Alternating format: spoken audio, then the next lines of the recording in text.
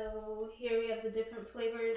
We used our paper towel. We have no paper. Paper is already written on. And okay, so distributorship, event planning, budgetary means $100, $500 to $2,000, and then also the concept of business. So within Herbalife's website, you can find this information, but and being a distributor, so there's different filings for business. Unregistered businesses are often referred to as sole proprietorship. With sole proprietorship, there is the consideration of liability. So in regards to any property or assets, depending on the situation, those might be at risk, depending on responses. Limited liability companies have more coverage. It's limitations to liability and responsibility. So property or anything like that is not at risk the way it would be with sole proprietorship. Some people might practice more so sole proprietorship in different communities. They don't that often practice not registering a business like with the government. Some people feel a certain way with that, but they can still practice business, earn income legally through Herbalife distributorship. And then there's larger aspects in the corporation, which is Herbalife Nutrition. And that includes a lot more and is a lot more complex.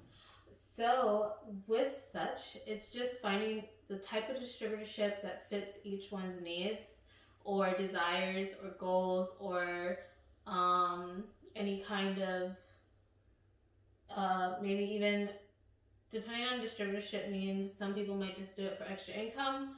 It grows from there, like said, that whole growth mindset, thinking of Carol Dweck in regards to authorship. So that there, growing, having a growth mindset in regards to business, distributorship. When we have that, you see the variances in earnings. So the first few months it might just be, or the first year might be a few $100s a month. Good extra income might even cover a car note or insurance. And then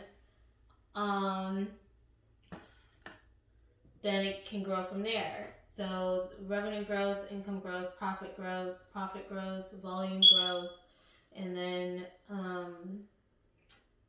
just the whole learning process and experiences grow as well. So there's different perspectives. One may see different experiences and expertise or practices, learn practices, what works, what doesn't work but now works. So that's all part of the business opportunity. And again, commitment is going to be different. Some people are more committed, more energetic. Some people not so committed, maybe more so part-time than anything, and prefer to be on doing like a regular job where they don't have to like file the taxes or like do the products in regards to or volume, tracking that information. They might prefer other tasks. So that's also a dependent variable, I guess you can say. So it's like, what does one want to do? What does one not really like to do, but would be willing to do? What does one really not want to do at all whatsoever? So if one has a mindset, thinking of mindsets of, I want to earn more by doing less. Again, so that could be website accessibility to order products. Not as much inventory ordering to have products in hand, but they might do it minimal. Like we talked about that vendor event, that's probably more so like a Vendor event that's $100 or less, minimal budget, minimal activity. If they don't want to order inventory, they don't even have to order inventory. They just have to be present at the event. Maybe have a few items on inventory. Example, the business pack. Just do something that replicates the business pack, and then have the website available for people to order. They walk through, they ask, you have maybe some information flyers or catalogs, you have the website with distributorship ID, and they're able to order products via their website, and they're able to earn income that way. So it's more so seeing the mindset, thinking what works best, doing little but earning more, how dedicated one is, how not dedicated one is. Does someone want to do a lot of events? Does someone not want to do like many, if at all, any events? So there's variance in the dedication. So learning that about your distributors is important. Learning that there's a different type of distributor. Some will have different practices. Some will have similar practices. Some are more interactive. Some are more energetic. Some are more so the do less, earn more. So they're not going to be more interactive with the public. They'll have probably like this amount of product available just for display, so they can see, hey, here's my products, and then come order on the website.